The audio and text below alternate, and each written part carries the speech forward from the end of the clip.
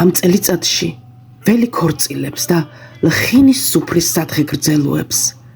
გვემღეროს ისე მრავალჟამიერ, რომ სულ სიმღერა დაგვბედებოდეს.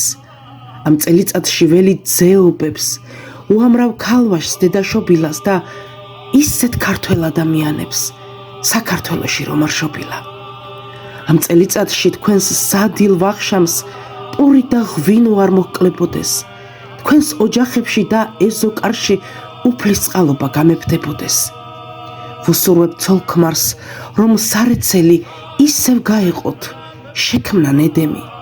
ყველაზე უფრო შვილებს ვუსურვებ, დაბრუნებოდეთ სახლში დედები. მინდა გისურვოთ ერის ერთობა, ქვეყანას ჩიტიც არ დაჰკლებოდეს.